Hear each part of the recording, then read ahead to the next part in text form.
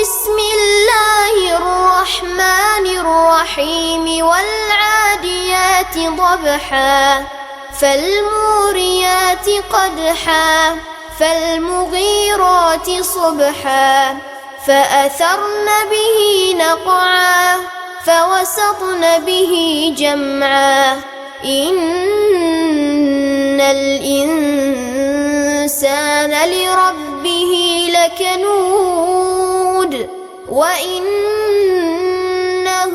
على ذلك لشهيد وإنه لحب. என்னோட கேள்வி அல்லாஹ்வுடைய படைப்பில் எந்த மாற்றமும் செய்யக்கூடாதுன்னு சொல்கிறாங்க. ஆனால் பச்சை குத்துனா அது உடம்புல நிரந்தரமாக இருக்கும். காது குத்தி கம்பல் போடாமல் இருந்தால் அது எப்படி? பெண்கள் அழகுக்காக வேண்டி காது குத்துவது மூக்கு குத்துவதையெல்லாம் என்ன செய்கிறாங்க, ஒரு வழக்கமாக வைத்திருக்கிறார்கள். இப்படி செய்யலாமா அப்படின்ற ஒரு மார்க்க கேள்வி வரும் பொழுது அது செய்யக்கூடாது அப்படின்னு நம்ம பல சந்தர்ப்பங்களில் சொல்லியிருக்கிறோம்.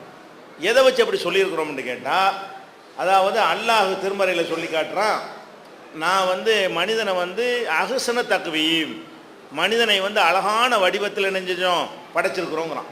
இந்த மனுஷன் நல்லா படைச்சிருக்கிறான்ல, இதுதான் அழகான வடிவம். ஒரு ஆணை எப்படி அல்லாஹ் படைத்திருக்கிறானோ அதுதான் ஆம்பளைக்கு அழகு. ஒரு பெண்ணை எப்படி அல்லாஹ் படைத்திருக்கிறானோ அதான் பொம்பளைக்கு அழகு. அவனை விட ஒரு அழகை தீர்மானிக்கக்கூடியது யாருமே கிடையாது. அப்போ நமக்கு எதெல்லாம் பாருங்கள், ஆம்பளை பொம்பளைன்னு எவ்வளோ வித்தியாசத்தெல்லாம் வச்சுருக்கிறான். அதெல்லாம் அவன் ஹக்கீம் நுணுக்கமானவனாக இருக்கிற காரணத்தினால ஆம்பளைக்கு இப்படிலாம் தான் இருக்கணும், பொம்பளைன்னா இப்படிலாம் தான் இருக்கணும்னு சொல்லி ஒருவரை ஒருவர் ஈர்க்கிற மாதிரி வித்தியாசப்படுத்துகிற மாதிரி ஆணுக்கு எதெல்லாம் அழகாக தெரியணுமோ அதெல்லாம் பெண்கள்கிட்ட நினைஞ்சிருக்கிறான் வச்சுருக்கிறான். இப்போ நம்ம அழகுக்காக வேண்டி என்ன செய்கிறோம், காதில் ஒரு ஓட்டை போட்டோம்னு சொன்னால் இந்த இடத்துல ஒரு ஓட்டை இருந்திருக்குன்னு நல்லா விட்டுட்டான், அதான அர்த்தம். அது தேவண்டதான் நல்லா படைச்சிருப்பான்ல. அழகு அது ஒரு அழகுக்குரிய ஒரு விஷயமா இருந்தால் இவ்வளவு கோடானு கோடி வித்தியாசம் ஆணுக்கு பெண்ணுங்க வச்சுக்கிற அல்லாஹ் அந்த வித்தியாசம் சேர்த்து வச்சுட்டு போயிடுவான். நம்ம எல்லா பெண்கள், ஒரு பொம்பளைக்கு ஒரு மிஸ்டேக் இருந்து சரி பண்ணால் அது ஒரு கணக்கு. ஒரு பொம்பளைக்கு பல்லு நீட்டிட்டு போச்சுன்னு வைங்களேன், அது மெடிக்கல் ரீதியாக தப்பாக இருக்குன்னு சொல்லி ஒரு டாக்டர்கிட்ட போய் என்ன செய்யலாம், சரி பண்ணிட்டு வந்தால் அது தப்பு கிடையாது. அல்லாவுக்கு போட்டின்னு வராதிங்க, எல்லாரும் இருக்கிற மாதிரி இந்த ஒரு பொம்பளை இல்லை அப்படிங்கும்போது ஊனம், அது நோய், அது குறைக்கு வைத்தியம் பண்ணலாம். ஒரு பொம்பளைக்காவது அல்ல அப்படி படைச்சிருக்கானா, இங்கே ஒரு ஓட்டை போட்டு படைச்சிருக்கானா, இங்கே ஒரு ஓட்டை போட்டு ஒரு பொம்பளை கூட அல்ல அப்படி படைக்கலைங்கும் போது அவன் வேணான்னு விட்டுவிட்டான், அவன் தேவையில்லைன்னு முடிவு எடுத்துட்டான். அதெல்லாம் கிடையாது, ஒன்று இருந்திருக்கணும் நீ விட்டுட்ட, அதான அதுக்கு அர்த்தம். அப்போ அல்லாவுக்கு எதிரான ஒரு ஃபைட் பண்ணுற ஒரு தன்மை இந்த காது மூக்கு குத்துவதில் இருக்கிறது. அதை நம்ம சொல்கிறோம். இன்னும் சொல்ல போனால் நபிகள் நாயகம் ஸல்லல்லாஹு அலைஹி வஸல்லம் செய்கிறாங்கன்னு கேட்டால், அழகுக்காக வேண்டி கோலத்தை மாற்றுறாங்களே அவங்கள அல்லாஹ் அல் முகையிராத்தி ஹல்கல்லா, அல்லாஹ் படைத்த கோலத்தை மாற்றுறாங்களே அவங்கள அல்லாஹ் சபிக்கிறான் என்று நபிகள் நாயகம் ஸல்லல்லாஹு அலைஹி வஸல்லம் சொல்லி காட்டுறாங்க. அழகுக்காக வேண்டி பவுடரை போட்டுக்கிறங்க, வேற என்னத்தையாவது பண்ணிக்கிறங்க, நகையை போட்டுக்கிறங்க, கழுத்தில் போட்டுருங்க, கையில் போட்டுக்கிறங்க, அதெல்லாம் போட்டு அது பிரச்சனை இல்லை. இது கோலத்தையே மாற்றுறதுங்கிறது அது செய்யக்கூடாது. அல்லாஹ் படைத்த படைப்பில் 5 விரல் வச்சுக்கிறானா, 5 இருக்கக்கூடாதுங்க. ஒன்று கூட பட்டினா வெட்டி எறியலாமா, எல்லாரும் வெட்டி எறியலாமா? 6 விரல் வந்தால் ஒருத்தர் வெட்டிக்கலாம். ஏன் எல்லாருக்கும் 5 இருக்குது, ஒருத்தருக்கு 6 எக்ஸ்ட்ரா இருக்குது, தேவையற்றன்னு வெட்டி போடலாம். 5 இருக்கிறத எல்லாரும் முடிச்சு என்ன செய்யணும், 5 விரல் இருக்க கூட வெட்டி எறியலாமா? தேவைகளுக்கு பண்ணுற விஷயம் வேற, அழகுக்காக பண்ணுறதுங்கிற விஷயம் வேற. அப்போ அழகுக்கு அல்லாஹ் அழகாக நம்மளை படைத்து விட்டான் என்று சொல்லும் பொழுது அவன் படைத்த கோலத்தில் மாற்றம் செய்கிறது அது குற்றமாக ஆகும். அல்லாஹ் கேட்பீங்க, இந்த மாதிரி பண்ணுனேன், அது வேதனை தானே, ரத்தம் வர வைக்கிறது, வேதனைப்படுத்தானே செய்கிறது, பவுடர் தடவிக்கிற மாதிரி இதை எடுத்துக்கிட முடியுமா அப்படிங்கிறோம். அதே நேரத்தில் ஏற்கனவே அப்படி யாராவது குத்திட்டாங்கன்னு சொன்னால் அவங்க அதில் நகை போட்டுக்கொள்வதை மார்க்கம் தடுக்காது. குத்துறது தான் வேதனை கஷ்டமே தவிர போட்டது போட்டிங்களா நகையை போடுற தப்பு இல்லைன்னு நம்ம சொல்லியிருக்கிறோம். எதை வச்சு சொல்கிறோம், ஒரு பெருநாள் தினத்தில் ரசூல் ஸல்லல்லாஹு அலைஹி வஸல்லம் என்ன செய்கிறாங்க, பயான் பண்ணுறாங்க. ஆண்களும் பெண்களும் பெருநாள் தொழுகைக்கு வருவாங்க, எல்லா தொழுகைக்குமே வருவாங்க. இந்த காலத்தில் நம்ம பெண்கள் வர்றதில்லை மற்ற ஜமாத்துகளில். அப்போ ரசூலுல்லாஹ் உரை நிகழ்த்தினது ஆண்களுக்கு தான் கேட்குது, பெண்களுக்கு கேட்கல. பெண்கள் பின் வரிசையில் இருக்கிறாங்க, ஆண்கள் முன் வரிசையில் இருக்கிறாங்க. இந்த உரை என்ன மைக்கில் அப்போ கிடையாதுல்ல, ஒரு அளவுக்கு தான் சத்தம் போட முடியும். அதிகமான கூட்டமாக இருந்தால் பாதி பேர் கேட்கும், பாதி பேர் கேட்காது. அப்போ ரசூல் ஸல்லல்லாஹு அலைஹி வஸல்லம் என்ன செய்கிறாங்க, பெருநாள் உரை நிகழ்த்தி முடித்த உடனே அந்த பெண்கள் பகுதிக்கு போகிறாங்க. அவங்களுக்கும் உரை கிடைக்கணுமே இன்னொரு உரை நிகழ்த்துறாங்க. ஆம்பளைகளுக்கு பயான் பண்ண மாதிரி என்ன செய்கிறாங்க, பெண்களுக்கு கேட்கலன்னு தெரிஞ்ச உடனே கிட்டத்தில் போய் என்ன செய்கிறாங்க, அங்கே நின்று கொண்டு பெண்களுக்கு ஒரு உரை நிகழ்த்துறாங்க. தான தர்மம் செய்கிறத பற்றி ரொம்ப வலியுறுத்தி சதக்கா செய்கிறத பற்றி பேசுகிறாங்க. இதை கேட்டவுடனே பெண்கள்லாம் என்ன பண்ணுறாங்கன்னா தங்களுடைய காது வளையல்களையும் வளையங்களையும் கழட்டி போட்டார்கள்னு வருது. இந்த காது வளையங்களை கழட்டி போட்டாருன்னு வருதுல்ல, அப்போ காது குத்தியதை ஓட்டருக்கு போய் தானே காதில் வளையம் இருக்கு அப்படின்னு எடுத்துக்கொண்டு நம்ம புரிந்து கொள்வதாக இருந்தால் காதில் நகை போடுவது தப்பு இல்லைன்னு நினைக்கலாம். காது குத்துறதுக்கு அங்கீகாரம் கொடுக்கல. ரசூலுல்லாஹ் முன்னாடி யாரும் காதை குத்துனாங்க? காது குத்துனதுக்கு இது ஆதாரமாகாது. ஏற்கனவே குத்தப்பட்ட காதில் ஏதாவது போட்டிருந்தார்கள்னா அது தப்பு இல்லை, ரசூலுல்லாஹ் கண்டிக்கல. இல்லை, அவங்க முன்னிலையில் நடக்குதுல்ல, அதனால இந்த காது வளையம் போடக்கூடிய வழக்கம் அந்த காலத்தில் இருந்துச்சுன்னு விளங்கி கொள்ளலாம். அப்படி யாராவது போட்டிருந்தார்களே ஆனால் அது இஸ்லாத்துக்கு முந்தின காலத்தில் செஞ்சிருந்தார்களே ஆனால் அது தடுக்கப்படலை.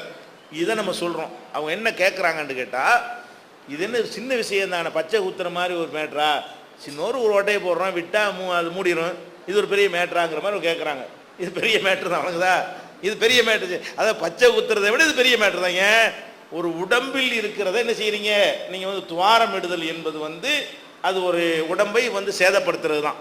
இன்னும் சொல்ல போனால் இப்லீஸ் இருக்கிறான்ல, இப்லீஸ் வந்து காது தான் மெயினாக சொல்லிட்டு வர்றான். என்ன சொல்கிறான், அல்லாஹ் வந்து அனுப்புகிறான்ல வெளியே போடாண்டு. அப்போ என்ன சொல்கிறான் இப்லீஸு, நான் போய் அந்த மக்களை கெடுக்குவேன், ஆசை வார்த்தை லவ் மண்ணி என்னகும் ஆசை வார்த்தை காட்டுவேன், அவங்கள வந்து கெட்ட வழிக்கு நான் தூண்டுவேன், நான் ஆமுர் என்னகும் அவங்களுக்கு நான் கட்டளை இடுவேன், கொலையு பத்தி குண்ட ஆதானல் அண்ணாம் கால்நடைகளுடைய காதுகளில் ஓட்ட போடுவார்கள். அதை நான் தான் செய்வேன். கால்நடை மனுஷனுக்கு போடுறீங்க நீங்கள், ஆடு மாட்டுக்கு ஓட்ட போடுறது செய்தான் வேலைன்னு வருது. மனுஷன் சிறந்த படைப்பு. கொலையு பத்தி குண்ட ஆதானல் அண்ணாம் கால்நடைகளுடைய காதுகளை அவர்கள் துவாரமிடுவார்கள். கொலையு கையிருன்ன கல்கல்லா நீ படைத்திருக்கிற அந்த கோலத்தை மாற்றுவார்கள், நான் செய்வேன். அதை இப்லீஸ் ஆகிய நான் போய் மக்கள் உள்ளத்தில் கெடுத்து நீ என்ன கோலத்தில் படைத்திருக்கிறாயோ அதை கெடுப்பேன்னு சொல்வதற்கு உதாரணமாக எதை காட்டுறான், காதை தான் காட்டுறான். கால்நடைகளுடைய காதுகளில் ஓட்ட போட வச்சு போடுவேன், அதை வந்து வெட்ட வச்சு போடுவேன் அப்படின்னு இப்லீஸ் சொல்லிட்டு வர்றான். அப்போ இந்த காதுகளில் வந்து போடுற சின்ன ஓட்டை பெரிய ஓட்டைன்னு நீங்கள் பார்க்கக்கூடாது. இது காதில் சின்ன ஓட்டை நீ கவனிக்கணும். எப்படி கவனிக்கணும், இது தேவையாக இருந்தால், ஒட்டுமொத்த பெண்களுக்கு இது ஒரு அழகாக இருந்தால் அவன் அல்ல அதை படைக்கலை, இப்படி செஞ்சிருப்பான்ல அப்படி பார்க்கணும். அதுபோக நம்ம இந்தியாவை எடுத்துக்கொண்டீர்களே ஆனால், அதாவது இந்த உலகம் பூரா ஒரு சுற்றுப்பயணம் போன ஒருத்தர் சஞ்சாரின்னு சொல்லுவாங்கல்ல, இப்னு பத்தூதா கேள்விப்பட்டிருக்கீங்களா? இப்னு பத்தூதான்னு ஒருத்தர் தான். அவன் வந்து உலகம் பூரா சுற்றுப்பயணம் செஞ்சவன். அவனுடைய சுற்றுப்பயண நூல்கள் என்ன இருக்குது, இன்றைக்கி அரபு மொழிகளில் இருக்கிறது. பல மொழிகளில் மொழிபெயர்க்கு பெரிய பயண கட்டுரையில் வந்து அவன் தான் முன்னோடி.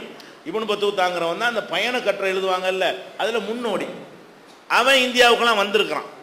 இந்தியாவுக்கு வந்ததை பற்றி அவன் எழுதுறான். இந்தியாவுக்கு நான் நிறைய விஷயங்கள் எழுதுறான், அதில் இதையும் எழுதுறான். எப்படி எழுதுறான், நான் இந்தியாவுக்கு போனேன், இந்தியாவில் பார்த்தோம்னு சொன்னால் முஸ்லீம் அல்லாத பெண்கள்லாம் அந்த காதில் ஓட்ட போட்டு கொண்டு இருந்தார்கள், முஸ்லீம் பெண்கள் யாரும் காதில் ஓட்ட போடுவதில்லை என்பதை நான் பார்த்தேங்கிறான். இந்த காதில் ஓட்ட போடுற வழக்கம் பின்னாடி தான் இஸ்லாத்துக்குள்ளே வந்திருக்குன்னு விளங்குதா. அவன் பார்க்கக்கூடிய காலத்தில் வந்து என்ன இல்லை, முஸ்லீம்கள் வந்து காதில் ஓட்ட போடுறது கிடையாது, பிந்தி அவங்கள பார்த்து பார்த்து காப்பி அடித்து நுழைஞ்சிருச்சே தவிர இது இஸ்லாத்துக்கு சம்மந்தம் இல்லை என்பதை வழங்கிக் கொள்கிறோம். இன்னும் சொல்ல போனால் சில பகுதியில் நீங்கள் காரைக்குடி பக்கம் எங்கள் ஊர் பக்கம்லாம் பார்த்தீங்கன்னு சொன்னால் பொம்பளையில் காதில் பாம்படம்னு போடுவாங்க, இது மாட்டி விட்டு தொங்கும், ஒரு கை உள்ளே விட்டுடலாம். காது ஓட்டையில் ஒரு கனமாக 1/2 கிலோ 1 கிலோ தொங்க விட்டுருப்பாங்க. விட்டு விட்டு ஆடி ஆடி ஆடி ஆடி அந்த காது ஓட்டை எப்படி இருக்கு, இவ்வளோ பெருசாக இருக்கும் காது ஓட்டையை, காது கீழே அவ்வளோ அந்த மாதிரிலாம் போகக்கூடிய காட்சியெல்லாம் பார்க்குறோம். இதெல்லாம் வந்து இதெல்லாம் பக்தியின் பேரில் மதத்தின் பேரில் அவங்க செய்கிறாங்க. இது நம்ம செய்யக்கூடாது. அதனால் சின்ன ஓட்டை நீங்கள் பார்க்காம இது ஏன் அல்லாஹ் படைச்சது ஏன் பத்தலைன்னு நினைக்கிறீங்க?